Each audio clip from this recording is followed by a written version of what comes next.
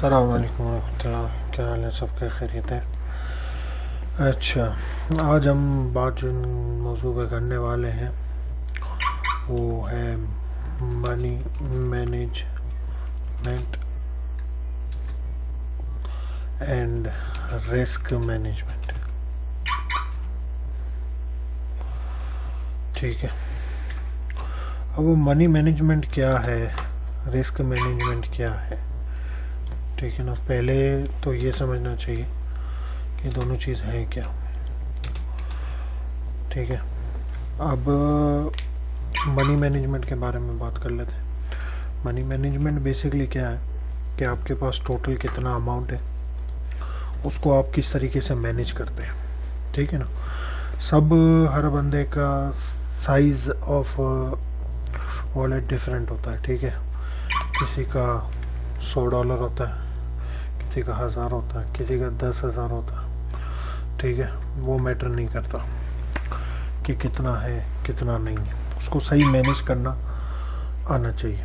ठीक है, ठीक है, हम एक बात करते हैं कि एक बंदे के पास $1000 इनिशियल इन्वेस्टमेंट है। ठीक है ना, वो उसको कैसे यूटिलाइज करे, उसका सही इस्तेमाल कैसे करे कि वो 1000 उसको फ़ायदा दे। ठीक है ना, तो मनी मैनेजमेंट में उसको उस 1000 को कैसे यूटिलाइज करना है। ठीक है ना, उसको सबसे पहले तो ये डिसाइड करना है कि वो क्या है। ट्रेडर है, इन्वेस्टर है, शॉर्ट टर्म इन्वेस्टर है, लॉन्ग टर्म इन्वेस्टर है। ठीक है,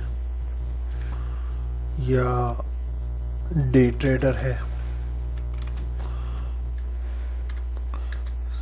स्कैल्पर है, क्या है वो। पहले तो उसको ये डिसाइड करना है कि मैं इनमें से क्या हूँ।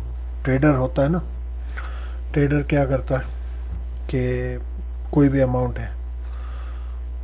ठीक है ना, अब हम मनी मैनेजमेंट को थोड़ा 1 मिनट 2 मिनट के लिए पॉज कर देते हैं। अब हम बात करते हैं कि ट्रेडर क्या होता है। ट्रेडर क्या होता है, बेसिकली उसको सिग्नल मिलते हैं या वो सिग्नल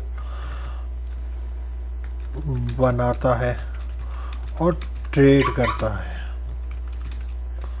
ठीक है, इन्वेस्टर क्या होता है, वो कोई भी कॉइन्स हैं अच्छे, ठीक है, जो वो इन्वेस्ट करता है। उसका एक माइंड बना होता है कि मैंने 1 ईयर तक इन्वेस्टमेंट करनी है। ठीक है, वो क्या करता है, अच्छे अच्छे प्रोजेक्ट्स उठा लेता है जिसके बारे में अच्छी बात है। जैसे अभी अगर हम रिसेंटली बात करें तो इथेरियम हो गया, डॉट हो गया, यूनी हो गया, 1 इंच हो गया, GRT हो गया, और बहुत ऐसे अच्छे अच्छे प्रोजेक्ट्स हैं। तो वो क्या करता है, कोशिश करता है कि उनको सस्ते में लेके बैठ जाए। अब एक बात है, डॉट एक टाइम से ले रहे थे, उस बंदे ने अगर डॉट लेना ही है और उसने इन्वेस्टमेंट करनी है, वो क्या करेगा, एक माइंड बना लेगा कि मैंने डॉट में इन्वेस्टमेंट करनी है। ठीक है, $1000 की इन्वेस्टमेंट करनी है फॉर एग्जांपल। अब वो क्या करेगा, एक मौका आएगा, डिप आएगा, उसमें 250 की इन्वेस्टमेंट करेगा, फिर 150 की, फिर 100 की, फिर 100 की, फिर 200 की, फिर 100 की, ऐसे करके अपनी 1000 की इन्वेस्टमेंट पूरी करेगा और बैठ जाएगा। एक उसने लॉन्ग टर्म टारगेट बना लिया कि यार साल तक मैंने छेड़ना नहीं। बीच में डंप आता है, बीच में पंप आता है, उसको उससे गर्ज नहीं है। ठीक है, वो बैठ जाता है लेके। अब आता है short term investor. Short term investor क्या आता है कि सिग्नल है, जैसे हमारे ग्रुप में सिग्नल मिलते हैं, फ्यूचर्स के अलावा नॉर्मल सिग्नल्स भी मिलते हैं, वो शॉर्ट टर्म इन्वेस्टर होता है। उसको सिग्नल्स होते हैं तो वो उसको शॉर्ट टर्म में इन्वेस्ट करता है। शॉर्ट टर्म इन्वेस्टमेंट 1 महीना भी हो सकती है, 2 महीने भी हो सकती है। इसमें एक इजाफा कर ले मिड टर्म, जो 3 3 से 6 मंथ्स भी हो सकती है, ठीक है। और लॉन्ग टर्म हो गई 1 ईयर प्लस, ठीक है। शॉर्ट टर्म वाले को उसको पता चलता है, वो ऐसे ही ग्रुप्स में रहता है, ऐसे ही लोगों से रहता है जो उसको शॉर्ट टर्म एडवाइस दे कि भाई ये ले लो, महीने के बाद 2 महीने के बाद सेल करना। मिड टर्म 3 महीने 6 महीने, लॉन्ग टर्म साल से ऊपर, ठीक है। और फिर आता है डे ट्रेडर, ठीक है ना। डे ट्रेडर क्या करता है, बेसिकली कुछ भी ट्रेड शुरू करता है। 1 बजे दोपहर को शुरू की उसने ट्रेड, विद इन 24 आवर्स वो ट्रेड क्लोज कर देता है, ट्रेड क्लोज कर देता है। ये डे ट्रेडर है, ठीक है ना। डे ट्रेडर किस में करता है, चार्ट्स में 30 मिनट्स, 1 आवर। फिर आते हैं स्कैल्पर। स्कैल्पर हम लोग अक्सर फ्यूचर में जो हम लोग कर रहे होते हैं ना, जो अभी तक हमने किया है, वो ज़्यादातर स्कैल्पिंग में किया जाता है, ठीक है ना। कि थोड़े से प्रॉफिट लिया और निकल गए। मतलब एक कॉइन $1 में एंट्री लिए, ठीक है, उसकी अमाउंट बड़ी है, लेवरेज भी है, सब कुछ है, तो वो क्या करता है, $1 में एंटर हुआ, $1 2 सेंट हुआ, $1 3 सेंट हुआ, एग्जिट। ये स्कैल्पर है। तो आपको क्या है बनना है, या आप क्या है, सबसे पहले किसी भी चीज़ से पहले वो माइंड बना लें, ठीक है ना। उससे पहले जब तक आप कंफ्यूज रहेंगे आप ट्रेड नहीं कर सकेंगे।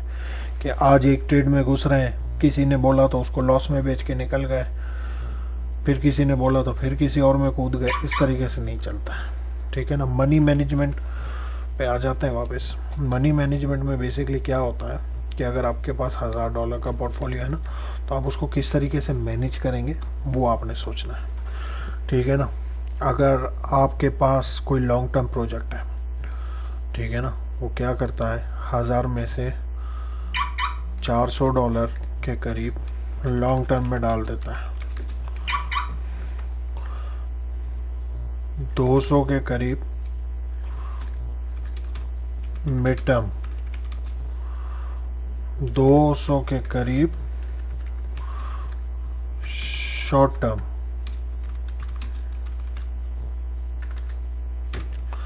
ये आपके $800 हो गए, ठीक है। अब क्या करना है, पीछे आपके पास $200 आएगा, उस $200 में वो क्या करता है, $100 अपने लिए रखता है डे ट्रेडिंग के लिए या स्कैल्पिंग के लिए, ठीक है। और $100 एक सेपरेट उसमें रखता है जिसमें वो रिस्क लेता है, रिस्क अकाउंट है,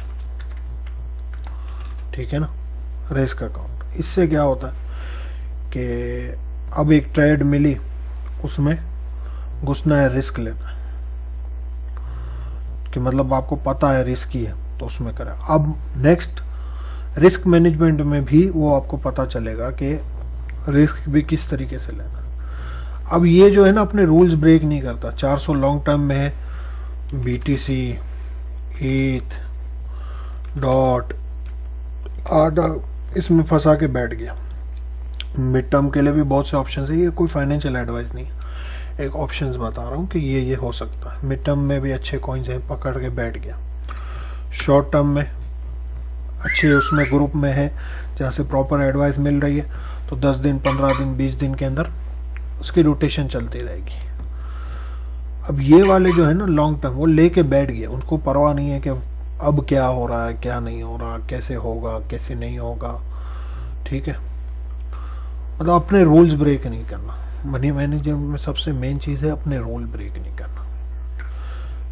फिर डे ट्रेडिंग के लिए क्या है कि स्पॉट पे कोई मौका लग रहा या फ्यूचर्स पे मौका लग रहा, ठीक है ना, या उस 100 को आप उसमें यूटिलाइज कर सकते हैं कि भाई सडन किसी ने कॉल दी, आपके ये सारे फंड्स जो है मिड शॉर्ट और वो बुक हैं, सडन किसी ने कॉल दी तो आप उसमें $50 के साथ एंटर हो गए। रिस्क अकाउंट हमेशा फ्यूचर्स के लिए रखना, ठीक है।